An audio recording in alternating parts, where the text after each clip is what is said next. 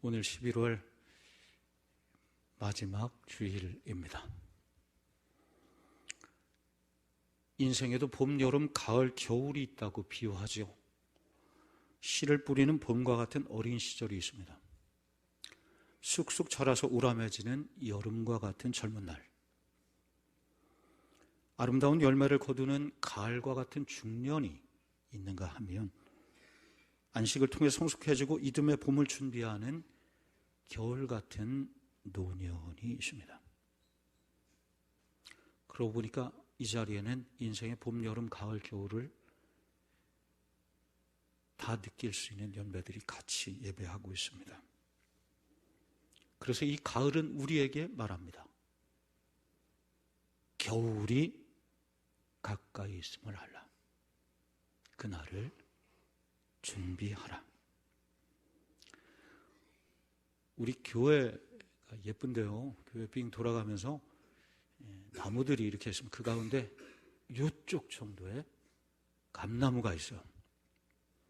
해마다 가을이 되면 탐스러운 감을 주렁주렁, 생각보다 감이 굉장히 많이 열립니다. 아주 그냥 주렁주렁 빼곡하게 열리는데요. 교회 한 바퀴 돌 때마다 제가 자주 교회를 한 바퀴씩 이렇게 도는데요. 그때마다 감이 몇 개 있는가 세놨었습니다. 물론 가득할 때는 이제 몇 개인지 못 세고요. 얼마 전에 한참을 딴 후에 몇 개인가 세봤더니 10개가 남아 있었습니다.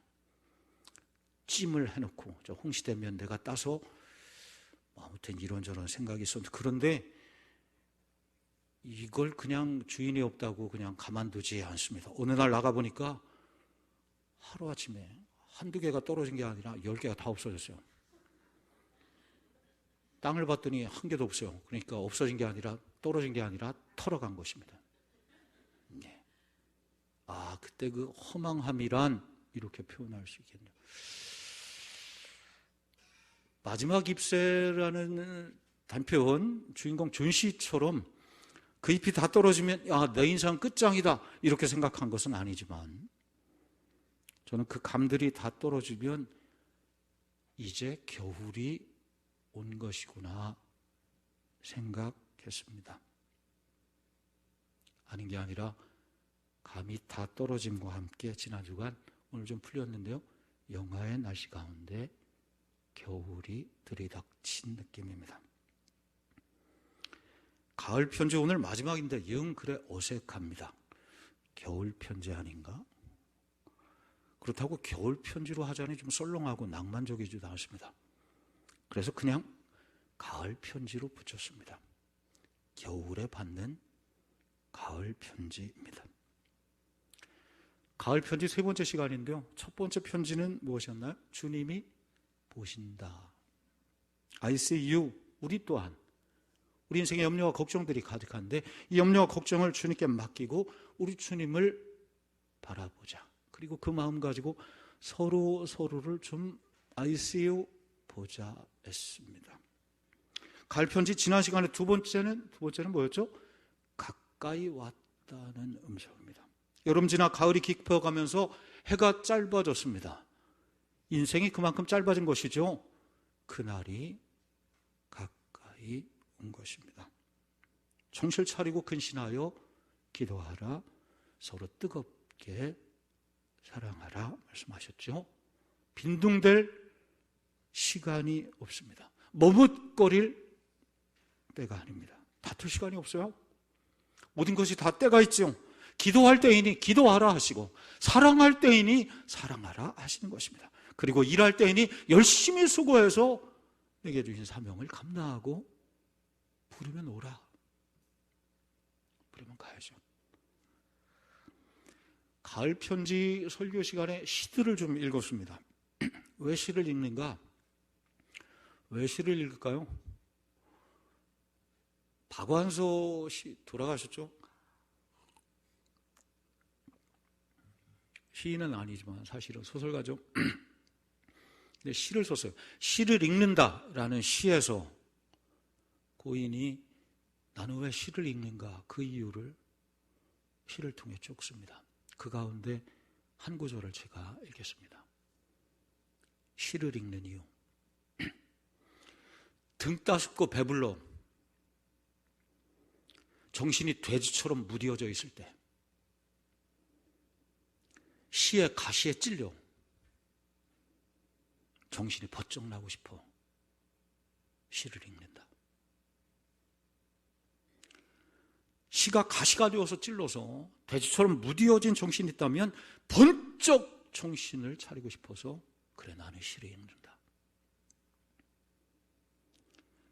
저는 여기 시라는 단어에 말씀이라는 단어를 대신 집어넣어서 다시 읽어봤습니다. 왜 시를 왜 말씀을 읽는가? 왜 말씀을 듣는가? 왜 읽는가? 등 따숩고 배불러 정신이 돼지처럼 무뎌져 있을 때,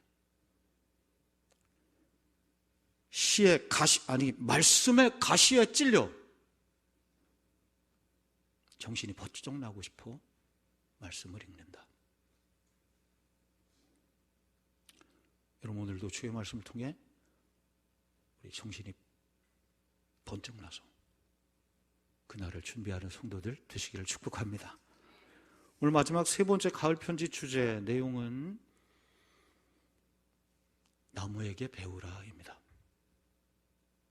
한번 따라할까요? 나무에게 배우라. 오늘 본문에 보면 대조되는 두 단어가 나옵니다. 벗어버리고와 옷 입고입니다. 이 좀 긴 말씀으로 이렇게 보았지만 이 두 단어를 보고자 본 것입니다.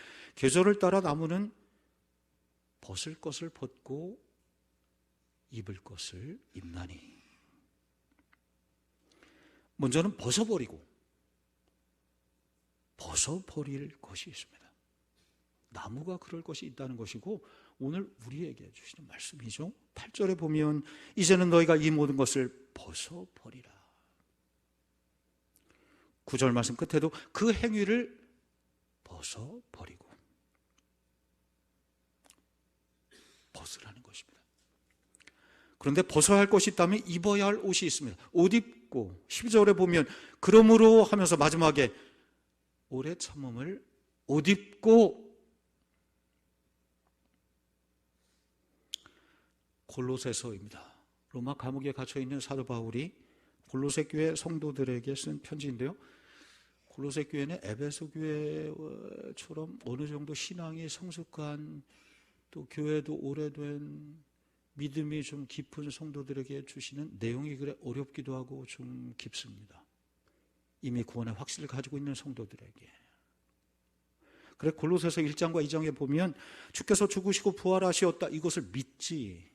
십자가로 하나님과 세상에 우리에게 화평을 주셨다, 이것을 여러분 믿으지요. 이것을 믿는 성도는 주 안에서 함께 다시 일으키심을 얻는다, 즉 주님과 함께 죽어도 다시 부활한다는 말씀을 1장과 2장에 강조했습니다. 대표적으로 2장 12절에 보면 이런 말씀이 있어요. 너희가 세례로 그리스도와 함께 장사되고 또 죽은 자들 가운데서 그를 일으키신 하나님의 역사를 믿음으로 말미암아 그 안에서 함께 일으키심을 받았느니라. 예수 그리스도를 믿음으로, 하나님의 역사를 믿음으로 주님과 함께 세례와 함께 죽었을진데, 세례의 뜻은 그것이죠. 물속에 들어갔다 나오는 거. 약식으로 이제 물만 뿌리지만 죽었다가 다시, 예수 그리스도와 함께 너희가 죽었을진데 그와 함께 다시 일으키심을 얻으리라, 부활할 줄 믿으라. 여러분, 이것을 분명히 믿으시기 바랍니다. 그리고 3장부터는 그래서 이렇게 부활의 확신과 소망을 가진 성도는 어떻게 살아야 되는가, 이 말씀을 하고 있는 거예요. 3장 1절에 그러므로 너희가 그리스도와 함께 다시 살리심을 받았으면, 이것을 분명히 믿는다면 그러면 이렇게 살라. 어떻게? 오늘 본문입니다. 벗을 것이 있다는 것입니다. 그리고 입을 것이 있다. 벗을 것을 벗고 입을 것을 입으라. 오늘 말씀은 단풍철을 지나서 이 낙엽으로 가득한 이 계절과 딱 맞다고 저는 생각합니다. 어쩌면 사도 바울이 붉게 물들었던 단풍들을 다 떨구고 앙상하게 서 있는 저 가을나무, 아니 겨울 나무들을 보고 있는 것은 아닌가. 저 나무들처럼 살라. 벗을 옷이 있다. 입을 것이 있다. 먼저는 겨울을 준비하는 나무는 벗을 것을 벗어버립니다. 오늘 말씀 8절과 9절인데 한번 읽어볼까요? 이제는 8절입니다. 시작. 이제는 너희가 이 모든 것을 벗어버리라. 곧 분냄과 노여움과 악의와 비방과 너희 입에 부끄러운 말이. 9절이요. 너희가 그 행위를 벗어버리고. 아멘. 벗어버려야 할 것이 있습니다. 이때가 되면 다시 새겨보는 단풍과 낙엽 이야기입니다. 어제도 교회를 걸어오면서 삼광택지 쪽으로 그냥 빨리 걸어오지 않고 저쪽 원주 천변으로 해서 한 바퀴를 삥 둘러서 이렇게 왔습니다. 단풍 때도 예쁘지만 단풍의 뭐 마지막이 그래도 자취가 남아있는데 이때도 예쁘고 낙엽들을 좀 보고 낙엽들을 좀 밟고 싶어서 그래서 뭐 어릴 때부터 하던 낙엽 밟으면서 심었는 뭐 구름몽 어쩌고저쩌고 그것도 한번. 어느새 단풍들이 모두 낙엽이 되어 떨어져 있었습니다. 물론 우리는 과학적으로 말할 수 있습니다. 엽록소가 어째서 붉은색이 나타난 노란색으로. 기온 변화에 따른 나뭇잎의 색깔 변화이다. 그런데 그것은 한겨울 추운 밤을 이겨내기 위해 영양분이 점점 적어지는 그 한겨울을 견뎌내고 살아내기 위해서 모든 불필요한 것들을 다 털어내는 내실화 작용입니다. 그래야 봄이 되면 다시금 기적 같은 새 생명의 싹을 틔울 수 있습니다. 봄에 싹이 나서 여름에 우거지고 가을에 그 나무가 풍성해지더니 겨울을 앞두고는 어떻게 해서든지 몸에 필요 없는 것들을 다 벗어버리고 가볍게 하는 것, 낙엽이 되어 앙상하게 서 있는 나무입니다. 그게 단풍이고 그게 낙엽입니다. 너는 오늘 12월 앞두고 있는데 그렇게 하고 있느냐? 오늘 우리에게 주께서 말씀하십니다. 시인 도정화는 단풍 드는 날이라는 시에서 이렇게 노래합니다. 우리 잘 아는 시죠? 제가 한번 읽어볼까요? 단풍 드는 날. 버려야 할 것이 무엇인지를 아는 순간부터 나무는 가장 아름답게 불탄다. 자기 삶의 이유가 되었던 것, 제 몸의 전부였던 것들 아낌없이 버리기로 결심하면서 나무는 생의 절정에 선다. 방아짝 놓여져서 떨어져 밑으로 착지하는 것이죠.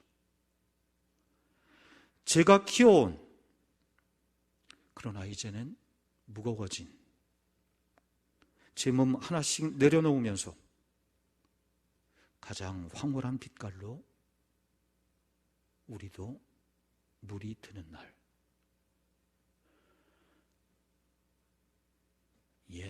여러분 그렇게 단풍 드는 인생으로 살아가고 계십니까?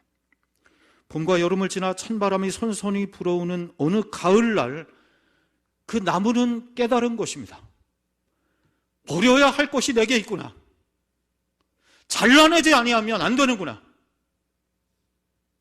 때가 되었다는 것을, 내가 정말 자식처럼 움켜쥐고 있던 그것을 낙엽으로 떨어뜨리지 아니하면 죽는구나.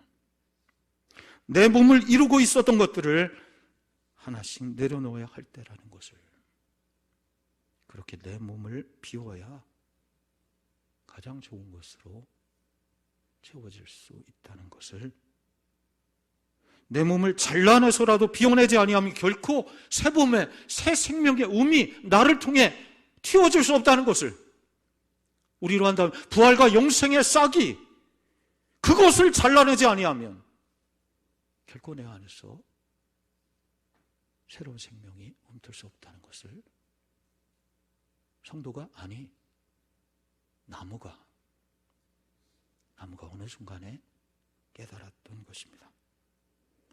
저 느티나무, 우리 교회 느티나무처럼 큰 나무뿐만이 아니죠. 여러분 강변에 나가 보십시오. 아주 작은 나무라 할지라도, 정말 손바닥만한 나무라 할지라도 가을이 되면 그 이파리에, 정말 손톱만한 이파리에 단풍이 듭니다.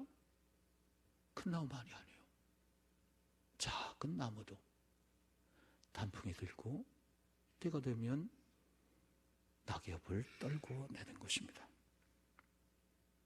낙엽과 이별이 너무나 힘들어서 흘리는 눈물이 단풍일까요? 나무는 불탑니다. 붉은색으로, 노란색으로, 형형색색 황홀이 불탑니다.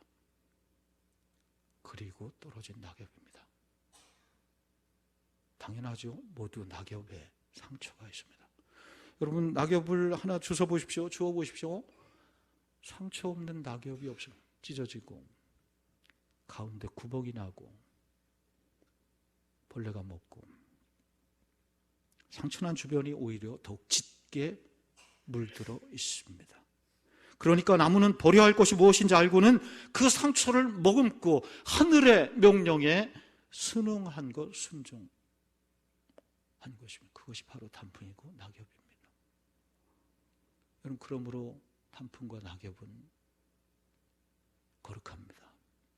낙엽을 밟으며 우수에 젖을 일만이 아닙니다. 자기 할 일을 다 하고 떨어진 위대한 피조물입니다. 그래서 이생진이라는 시인은 낙엽이라는 시에서 이렇게 노래합니다. 나는 한 장의 지폐보다 한 장의 낙엽이 아까울 때가 있다. 맞죠? 한 장의 돈, 그 1,000만 원짜리 뭐 큰 수표로 할지 한 장의 지폐보다 한 장의 낙엽이 아까울 때가 있다. 그 안에 우리로 하자면 신앙이, 순종이 담겨져 있기 때문입니다. 시를 하나 더 읽고자 하는데요. 우리 참 좋아하는 시인인데요. 정우승이라는 시인입니다. 낙엽에 대한 그의 시를 하나 읽습니다. 시 제목은 이제는 누구를 사랑하더라도, 이런 시 제목입니다. 이제는 누구를 사랑하더라도 낙엽이 떨어질 때를 아는 사람을 사랑하리라. 이제는 누구를 사랑하더라도 낙엽이 왜 낮은 대로 떨어지는지를 아는 사람을 사랑하리라. 이제는 누구를 사랑하더라도 한 입 낙엽으로 떨어질 줄 아는 사람을 사랑하리라. 10월에 붉은 달이 지고 창밖에 따스한 불빛이 그리운 날, 이제는 누구를 사랑하더라도 한 입 낙엽으로 떨어져 썩을 수 있는 사람을 사랑하리라. 한 입 낙엽으로 썩어 다시 봄을 기다리는 사람을 사랑하리라. 예. 그렇게 나무처럼 낙엽처럼 순종과 희생으로 살아오신 성도들이 이 자리에 계십니다. 비록 인생의 겨울을 계절을 따라 맞는다 할지라도, 때론 아직은 청청한 중년의 가을인데 이런저런 인생의 문제로 병들어 몸의 겨울을 맞는다 할지라도 끝내는 주께서 이기게 하시고 봄의 영원한 생명의 기운이 그 싹이 여러분 가운데 함께 하실 줄 믿습니다. 여러분, 우리도 나무처럼 그러므로 벗어야 할 때가 있고 벗어야 할 것이 있습니다. 내게도 낙엽처럼 버려야 할 것이 있습니다. 내게도, 내 안에도 비워내야 할 것이 있습니다. 벗어야 새 옷을 입습니다. 버려야 영원한 것을 얻습니다. 비워내야 더 좋은 것으로, 가장 귀한 것으로 채워집니다. 그때가 인생의 절정, 우리도 가장 아름다운 것으로 물이 드는 날, 날마다 단풍 드는 인생이 될 것입니다. 여러분, 그 은혜가 함께 하실 축복합니다. 그렇다면 벗어야 할 것들이 구체적으로 무엇인가? 우리 말씀해 보면 3장에 벗어야 할 항목들이 많이 말씀해요. 그럼 보십시오. 3장 5절에 땅에 있는 지체를 죽이라 하면서 5가지를 말씀해요. 곧 음란과 부정과 사욕과 악한 정욕과 탐심이라. 하나하나 자세히 볼 시간은 없지만은 보세요. 음란입니다. 성적인 단어죠. 이거 두말할 것 없이 버려야 됩니다. 비워내지 아니하면 거룩한 삶을 살아낼 수 없습니다. 부정, 부도덕한 것입니다. 사욕, 억제하지 못하는 감정, 승질입니다. 악한 정욕, 탐심, 이 모두가 다 우리가 더 많이 갖고 싶어하는 욕망들이죠. 이게 우상숭배라. 그게 하나님 자리를 차지하고 있기 때문에요. 끝내는 신앙을 떠나게 하니까 그게 우상이라. 땅에 있는 지체를 벗어버리라, 죽이라. 8절에 보면 벗어야 할 것들을 더 말씀하시죠. 이제는 너희가 이 모든 것을 벗어버리라. 곧 분함, 노여움, 악의, 비방, 너희 입에 부끄러운 말이라. 벗어야 할 것들입니다. 분함과 노여움이 분해요.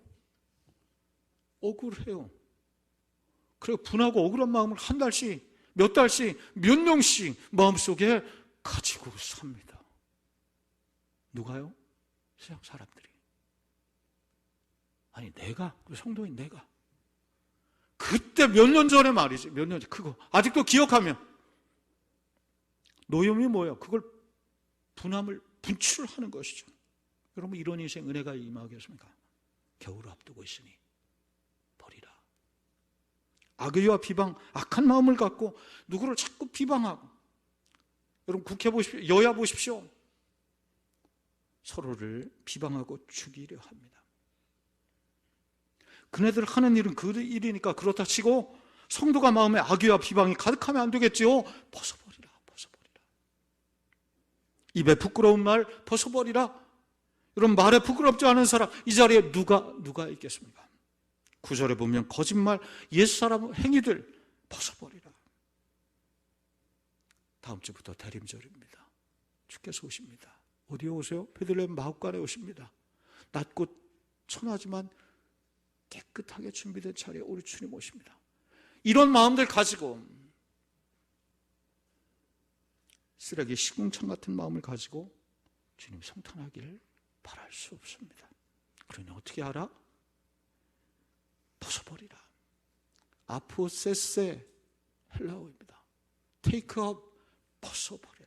똥 묻은 팬티를 입고 있다면 어떻게 해요? 어린아이, 기저귀 차는 어린아이가 아니라면 그 한 생각밖에 없을 거예요. 빨리 벗어버려야지. 이 냄새나는 이 더러고 추한 걸. 눈에 보이는 옷이라면 그렇게 할 텐데 보이지 않는 영혼의 마음의 옷이니 깨닫지 못하고 산다면 그 부끄러움을 무엇으로 우리가 가릴 수 있겠죠? 5절에 보면 좀 더 강하게 말씀해요. 그 땅에 있는 지체를 죽이라. 벗는 것 정도가 아니라 죽여버리라. 왜 인생이 문제가 돼요? 우리 가정이 왜? 우리 교회가 왜 때론 죽어야 할 것이 죽지 않아서 그런 것 아닌가? 버려야 할 것을 움켜쥐고 사니 문제가 생기는 것입니다. 우리 이 시간 우리 마음속에 음란과 탐욕이 있습니다. 분함과 부끄러운 말, 똥 묻은 옷을 입고 있는 것은 아닌가? 냄새나는 옷인 줄도 모르고 사는 것은 아닌가? 벗어버리라. 예배는 무엇입니까? 그 더러운 옷을 벗고 주님 앞에 벌거벗은 모습으로 사는 것입니다. 내 모습 이대로 주파되옵소서. 그리할 때 임하는 은혜입니다. 그리하지 아니하면 임하지 않는 은혜입니다. 여러분 은혜 받는 이 시간 되시기 바랍니다. 그런데 옷을 벗었다가 다가니 오늘 마지막입니다. 입어야 할 옷이 있습니다. 벗은 이유는 참된 옷을 입기 위함이죠. 어떤 옷을 입어야 되는가? 오늘 한번 그 말씀만 한번 보고 12절 한번 읽어보면 그러므로 시작. 그러므로 너희는 하나님의 택하사 거룩하고 사랑받는 자처럼 긍휼과 자비와 겸손과 은혜와 오래 참을 옷 입고 아멘. 입어야 할 옷의 항목들입니다. 자세히 볼 시간은 없어서 간단히만. 긍휼과 자비의 옷입니다. 무엇입니까? 긍휼과 자비는 서로를 불쌍히 여기는 것입니다. 한번 따라할까요? 불쌍히 여기라. 여러분 이 자리에 어르신들부터 젊은이들까지 있는데 제가 이렇게 보니까 불쌍하지 않은 인생은 한 명도 없습니다. 다 불쌍합니다. 병든 몸으로 벌써 노년의 어르신들 봐도 벌써 인생에 쫓기고 살아가는 젊은 청년들에 이르기까지 그럼 불쌍하지 않은 인생이 우리 가운데 누가 있겠습니까? 겸손과 온유 오래 참음의 옷을 입으라. 첫째도 겸손, 둘째도 겸손, 셋째도 겸손이다. 오거스틴에게 성도가 물었다죠. 성도의 덕목 첫째는 무엇입니까? 한 가지만. 첫째는 겸손이다. 둘째는 무엇입니까? 둘째도 겸손이다. 셋째는 무엇입니까? 셋째도 겸손이다. 이삭의 온유함을 가지라. 쉽지 않죠. 그래 오래 참음의 옷을 입으라. 13절엔 용서와 사랑의 옷을 입으라 말씀해요. 누가 누구에게 불만이 있거든 불만이 없는 인생이 어디 있습니까? 집에서, 가정에서, 교회, 삶의 자리에서 불만이 있거든 서로 용납하여 피차 용서하되 주께서 너희를 용서하신 것 같이 너희도 그리하고 이 모든 것 위에 사랑을 더하라. 내 힘으로 되지 않습니다. 주님이 나를 그렇게 용서하신 것처럼 주께서 십자가에서 내 죄악과 허물을 다 짊어지고 고난과 죽음을 당하시어서 내 모든 죄를 용서하시고 새로운 생명을 우리에게 주신 것처럼 그렇게 용서하라. 그렇게 사랑하라. 오직 주 예수 그리스도로 옷 입으라. 로마서 13장 14절에 말씀합니다. 긍휼과 자비의 옷입니다. 온유와 겸손의 옷입니다. 용서와 사랑의 옷입니다. 우리 주님이 주시는 이 옷들이 이 옷을 입으라. 음란과 부정의 더러운 옷들을 다 벗어버리고 그 옷을 입어야 하늘나라 천국에 들어갈 수. 여러분 천국은 생각보다 그리 쉽게 들어가는 곳이 아닙니다. 그리스도로 옷 입은 자만이 들어갑니다. 마태복음 22장에 주님은 예복을 입지 아니하면 그 천국 잔치에 들어올 수 없다고 명토바가 분명히 말씀하고 있는 그 옷을 입고 있느냐.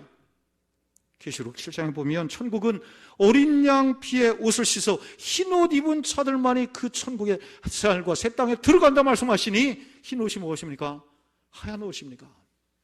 주님 주시는 긍휼과 자비의 옷, 온유와 겸손의 옷, 용서와 사랑의 옷을 입은 자가 어린 양과 함께 그 나라에 들어간다 말씀하십니다. 그럼 그렇다면 지금 내가 입고 있는 그 옷으로 천국에 들어갈 수 있겠습니까? 음란과 욕망의 옷을 입고 있으면서 분함과 노여움의 옷을 입고 있으면서 그래 말씀하죠. 어둠의 옷을 벗고 빛의 갑옷 그리스도로 옷 입으라 말씀하십니다. 오늘 말씀 마치면서 숙제를 하나 드립니다. 또 한 주간 살아갈 것입니다. 수도 없이 옷을 벗고 다시 옷을 입겠죠. 겉옷부터 속옷, 팬티, 양말까지 옷을 벗을 때마다 오늘 말씀을 기억하는 것입니다. 내가 벗어야 할 옷은 무엇인가? 옷장을 열 때마다 내 영혼이 옷장과 같은 내 영혼의 옷장에 버려야 할 옷은 무엇인가? 혹여 음란의 옷, 욕망의 옷, 죄악의 옷을 켜켜이 쌓아두고 있으면서 그 옷을 입으며 살아가고 있지 않은가? 반대로 옷을 입을 때에는 내가 꼭 입어야 될 옷을 입고 있는가? 긍휼과 자비의 옷, 온유와 겸손의 옷, 용서와 사랑의 옷, 주께서 주시는 그 옷을 입고 있는가? 그렇게 생각하며 하루를 시작하고 하루를 마치는 것입니다. 숙제입니다. 그렇게 용서하고 용서받으며 사랑하고 사랑받으며 온유하고 겸손하게 인생의 겨울을 준비하고 맞이할 일입니다. 가을 편지 마지막 나무에게 배우라. 벗을 것을 벗고 예수 그리스도로 옷 입어서 이 겨울 풍성한 은혜가 여러분과 함께 하시기를 주의 이름으로 축원합니다.